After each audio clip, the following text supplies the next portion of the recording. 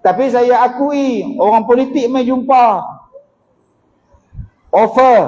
Okey Ustaz, kami nak pilih Ustaz. Kami nak lantik Ustaz. Kami nak letak Ustaz calon ni. Macam-macam. Tapi saya melihat daripada satu sudut ada kepentingan dia. Sebab tu saya tak tolak, saya tak terima terus. Tolak terus pun tidak, terima terus pun tidak. Saya pun ada syarat saya. Boleh saya jadi calon. Boleh saya mewakili, boleh. Tapi saya ada syarat. Apa syarat saya? Saya kata kalau saya nak yang ni. Kalau nak saya pilih yang ni. Nombor satu, saya nak halal. Saya nak supaya ditetapkan logo halal. Kalau produk itu 100% adalah produk orang Muslim, pekerjanya Muslim, tokenya Muslim, dia punya owner dia Muslim, baru dapat logo halal yang warna hijau. Jadi bila kami orang awam beli, ini adalah logo halal hijau yang diperbuat dan dimiliki oleh 100% orang Islam. Kalau toke dia tak Islam, tetapi pekerja dia yang lain-lain Islam, kita bubuh warna oranye, tak pun warna kuning. Maknanya kita beli, oh yang ni owner tak Islam, pekerja je Islam. Kalau pekerja dia tak Islam, toke dia pun tak Islam, 100% bukan Islam, logo halal bagi, tapi warna merah, supaya kami tahu yang ni bukan barang kami punya. Setuju dengan cadangan saya? Kalau setuju saya ambil 10 syarat saya letak. 10 syarat. Antara yang saya letak apa dia? Bila saya nak masuk, kalau saya ni, saya menang ni apa semua, nombor satu saya nak buat tu, hak atas kapal terbang tu, semua tutup aurat. Dan arak tak ada lagi atas kapal terbang. Semua tutup aurat. Setuju? Setuju? Right. Nombor 3, apa yang saya cakap? Saya kata besarkan setiap RNA di lebuh raya, jadikan masjid. Supaya ada orang azan di highway, boleh sembahyang jemaah di highway. Surah yang duk belaga punggung bila ambil wuduk tu, kita tukar pergi besar. Surah hak kecil duk tunggu 10 orang, hak sembahyang dalam surah RNA tu pula zikir pula, subhanallah subhanallah. Hang tak tahu kau orang nak berjalan, siap zikir lagi, sabaklah bawai, bagilah orang lain nak sembahyang. Tak kata kat dia surah kecil. Kalau nak sembahyang bang kat jalan, dia kata. Dia kata pula lagu tu pula. Kalau stesen minyak hang boleh buat 4. Kalau bangunan kedai hang boleh buat berpuluh-puluh. Takkan masjid hang tak boleh buat. Supaya orang singgah sembahyang, anak beranak boleh sembahyang. Memulakan perjalanan, baik di tengah jalan, baik di awal perjalanan, dengan solat. Dan yang seterusnya saya kata perkasakan masjid. Buat satu peraturan.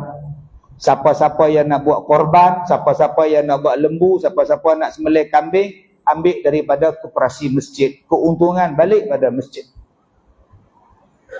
Ada beratus ribu korban setiap tahun daripada lembu saja.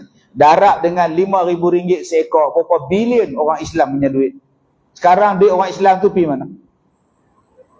300,000 ekor lembu yang dikorban setiap tahun. Kita bayar pada siapa? Yang pergi umrah 250,000 orang setahun. Saya kata bagi pada masjid, bagi pada tahfiz buat. Buat apa? Beg besar, beg buah atas kapal terbang, beg galah pinggang. Umrah saja. Sekarang beg besar bagi kat siapa? Beg galah bagi kat siapa? Beg warna atas kapal terbang beli kat mana? Made in. Depa tak puas hati dengan kita, mai hantar kapal perang kat kita. Kita pula duk beli hak depa punya. Dah kena hebat dah masjid kita. Semua duduk di bawah satu koperasi. Yang mana nak pergi umrah saja 250,000, hang beli daripada masjid kami jual, koperasi kami jual apa dia? Kami jual beg umrah, kain ihram, tali pinggang dan telekung ihram saja. Jalan. Tak payah masjid tu edar tabung merah ni. Ni otak saya. Setuju Datuk Seri? Setuju. Setuju saya sign. Bila keluar je Haram Jadah punya Ustaz Kazim, agama awam, ini ustaz dunia semua, saya pun malas campur, lantak pergi hampa lah. Padahal benda tu semua dalam kepala otak saya. Ni nama dia nak jadi ubah orang. Nak mengubah orang tu. Bukan sekadar bercakap, cakap pula tong kosong nak buat apa.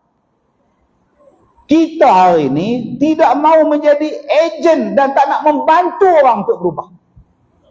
Kita selesa dan kekal macam sekarang. Tak mau tuan-tuan. Nabi Muhammad dia mengubah pemahaman. Jadi sampai dah masanya untuk kalau kita tak boleh ubah masyarakat, kita ubah diri kita. Aku tak pernah sembahyang subuh berjemaah di masjid. Mulai hari ini aku nak ajak isteri aku dah pencen, isteri aku pun dah pencen, aku nak subuh di masjid. Ubah. Akak-akak ubah. Bang, kita sembahyang subuh di masjid lah. Nabi kata man salla subha fa huwa fi dhimmatillah. Siapa yang sembahyang subuh berjamaah, Allah jaga dia bang.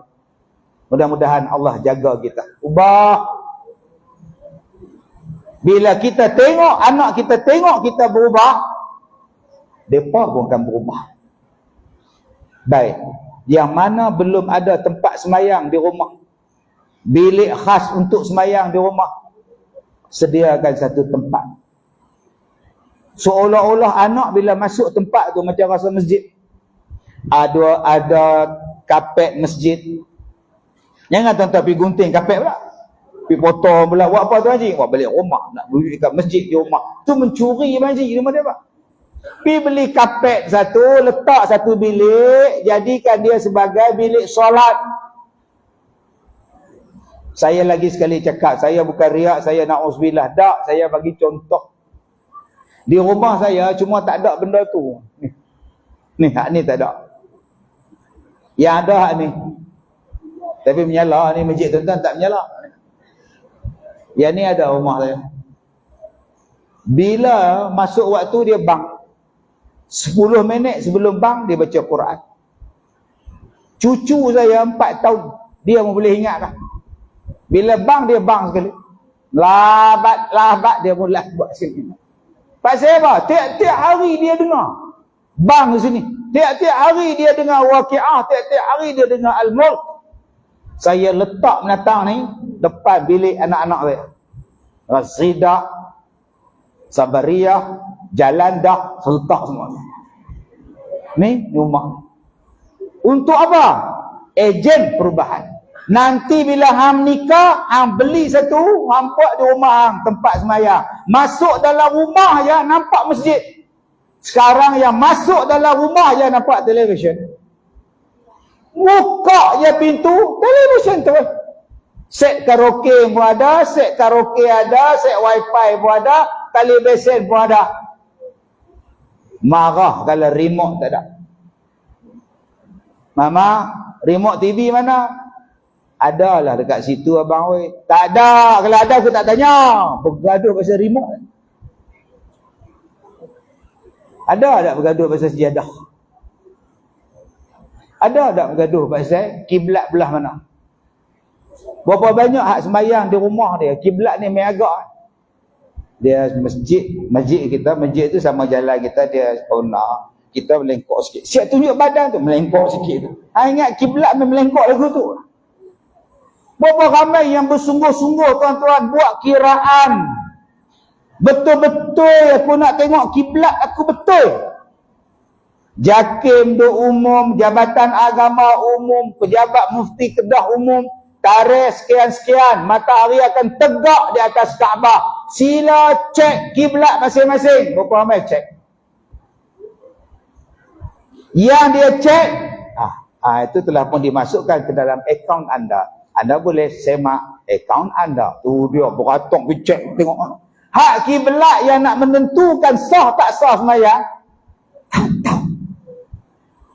Din, kiblat mana? Kiblat.